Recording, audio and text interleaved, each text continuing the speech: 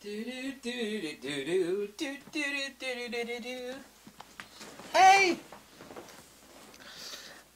Hi, how you doing? Welcome to 2018.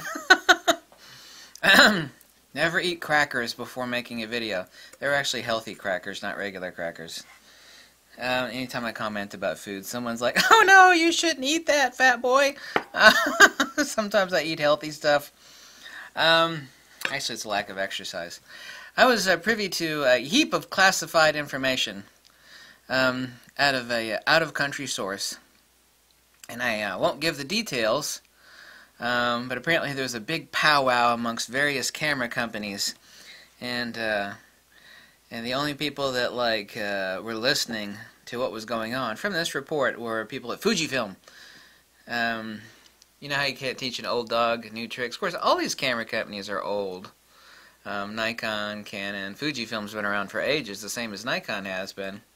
But apparently the only people that were listening and paying attention, kind of like that movie where the only person that was paying attention about the impending hurricane, and they prepare everything, and they're the only ones that actually make it out alive after the hurricane comes in, was Fujifilm.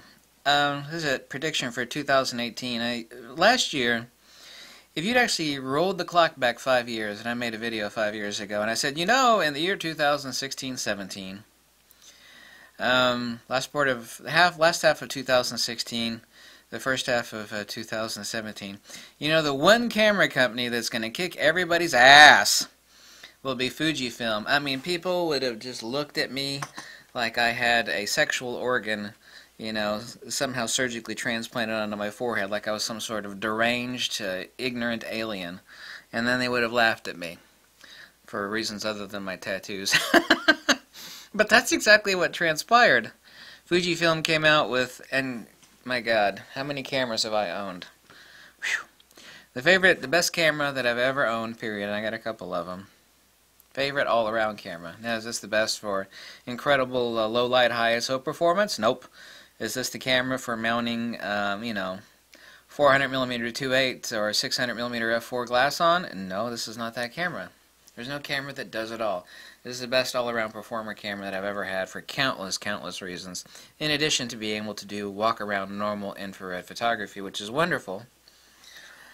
If Fujifilm is going to set the world on fire, so to say, for 2018, all given information and stuff that I have my eyes focused on indicate that it's like, well, what can Fujifilm do next? I mean, they completely dominated the world on medium format in one swift stroke. I mean, and I almost bought one at one point in time, a Mamiya Leaf or a Credo. I've got an insanely expensive camera. Same sensor in it as the GFX, Fujifilm GFX. Totally dominated the Pentax Z. These are all 645 medium format sensors. One fell swoop. Make the best medium format camera. Not only that, it'll also be really inexpensive. So it'll be the best and really inexpensive. Yeah. So if Fujifilm is going to continue to expand into that from my own pure speculation. If you actually use retroductive logic and reason, and you apply this to Fujifilm, let me ask you a question, girlfriend. And I have the GFX Fujifilm camera, and 5 of the 6 lenses that are out currently. If you think that Fujifilm, which of course Fujifilm did, and I know this for a fact, not pure speculation at all, but fact, invested a lot of time and research into developing the Fujifilm medium format system, also the lens platform, which in Fujifilm's own words is, and I can't remember their exact words, it's something to the effect of, these lenses are rated for 100 megapixel plus use. Something to that effect. And this was back a year ago on the Fujifilm GFX lenses. What this means to you is that, I'm going to translate that for you from what Fujifilm was implying. These lenses are for the next sensor far beyond the GFX 50S, which will be I assume, will probably be called the GFX 100S, or who knows what. I mean, it's no secret that Sony is already basically plopping out their 100 megapixel sensors. And Sony is in cooperation with Zeiss going to come out with a 100 megapixel Sony medium format, but it'll be incredibly expensive, and it won't be made anywhere near as well as the next GFX Fujifilm camera. So Fujifilm, by no way, shape, or means, anybody with 5 brain cells would conclude that, well, Fujifilm's made a medium format camera and there's where it is. No, that's the springboard from which Fujifilm will create, and I'm not going to say anything. I'm not saying I know anything. Fujifilm is going to branch off from that medium format, not just into 100 megapixel second iteration of the GFX, but subsidiary or tangential camera or cameras. So there's no way Fujifilm invested that enormous amount of money into those lenses and the research on the development of the GFX medium format camera with no consideration for future development. And I don't mean an additional second version iteration of the GFX 50S. So that is a foregone absolute certainty. As of when that actually comes out, I'm not going to speculate. Fujifilm very intelligently, following Sun Tzu's philosophy, of course, attacking the weakest point, intelligently is not trying to jump into the full-frame market, which is oversaturated by Canon, Nikon, and Sony. Incredibly stupid idea. Everybody keeps asking me that, and that's, any company that is halfway intelligent acts exactly like a burglar if they want to, do an end run around their competition. A burglar doesn't, attack a fortress from the front door. They're looking for the weak point, the weak link in the chain.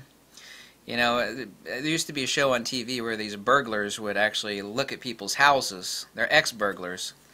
And they say, hey, you got wonderful security, but your window's open. The front door would be made out of metal with 10 locks on it. Yeah, but the window would be open.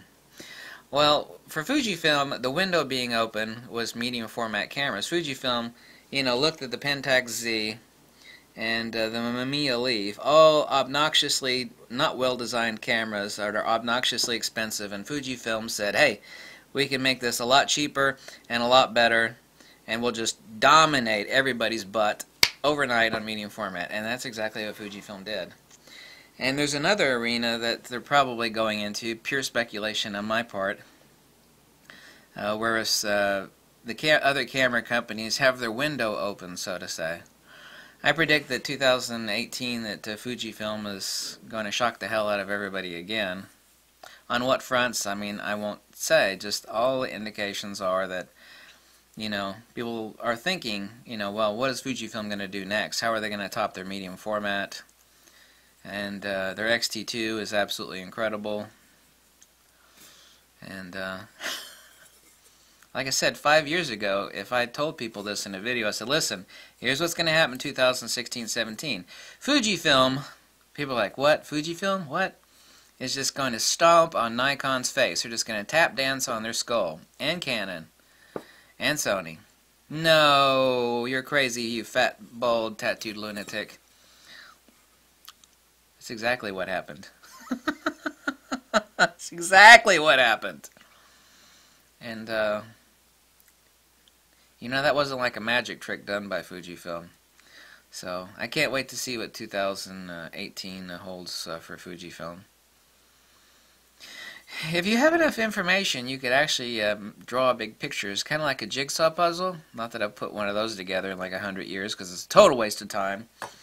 Is that the people that are experts at making jigsaw puzzles, putting them together, they'll tell you all you need really is they work. What do they work on? The outside pieces. Once they work outside, once you have a framework, what's going on, that all you need is just a few pieces, and then you can see the entire picture.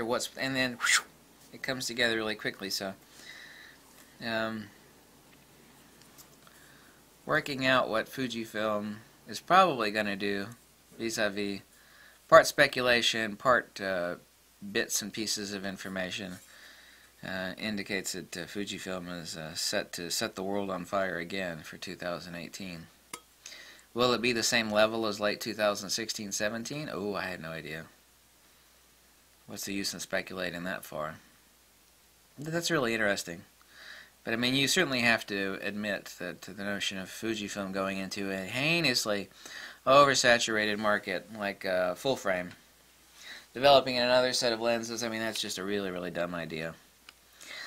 Everybody knows, because Nikon has said, we're going to come out with a full-frame mirrorless camera. Well, that's wonderful. Of course, the flange distance requires, and I've seen the patent diagram, that Nikon have an adapter between lens and camera. Well, that'll be obnoxiously ugly.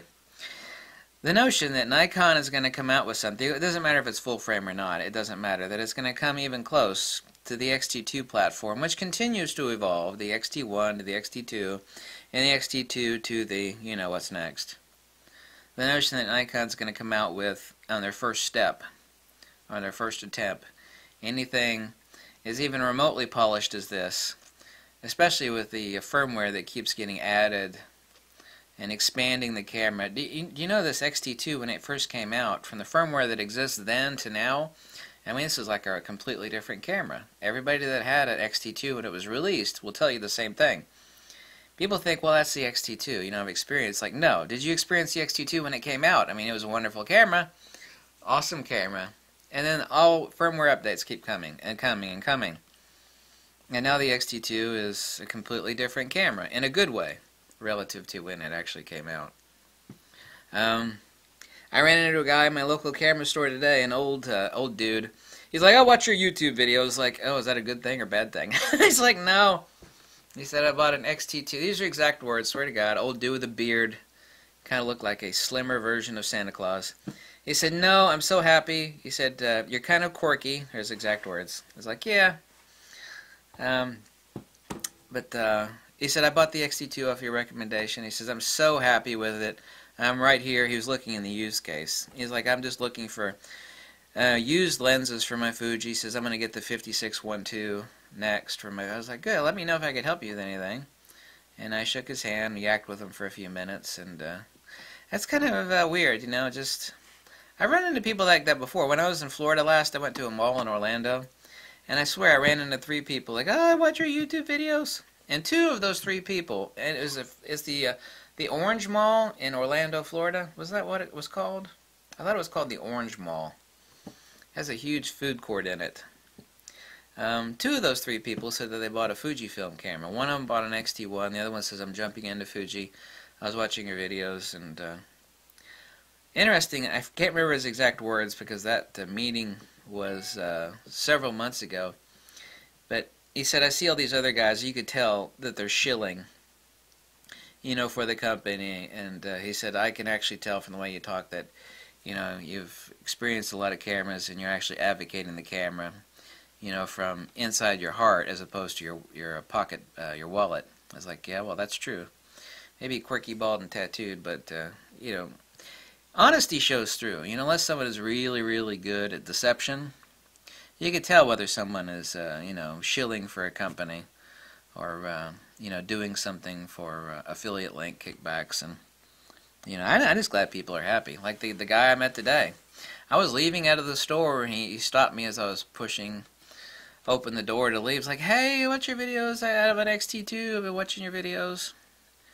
And I was like, wow, you know, that's the kind of stuff that, you know, makes me happy. I like stuff like that. You know, it's not like the guy said I donated anything to you or nothing like that. He's like, I'm happy. I said, well, you happy with it? He said, yeah, I'm really happy. I've never been so happy. His exact words were, I've never been so happy. He's like, well, that's the crap I like to hear. That's what's freaking important. Life is short. Make someone happy. That's the good stuff. Really. If that sounds corny, it might be corny. But it's, you know, it's from the heart. I mean, some of that stuff from the heart actually is corny. But I actually mean that. I'm glad that guy saw me because I didn't know who he was. As I was leaving the camera store today. I was returning a lens that I borrowed to my buddy that works at the camera store. And it is so cold here right now. Anyway, thank you for watching. Thank you for watching. I've had too much caffeine. Once again, Happy New Year. And thanks to all the folks at Fujifilm for bringing all that excellent firmware to the GFX and the XT2, X Pro 2, on and on and on and on. I really like to have an XT20. I still may get one. The only reason I don't have an XT20 is because I've got two XT2s, and the XT20 is just basically a baby XT2. Except it's got a touch screen on it, which the Fuji XT2 does not have. But anyway, I digress. Thanks for watching, and Happy New Year, Fuji. Right up there.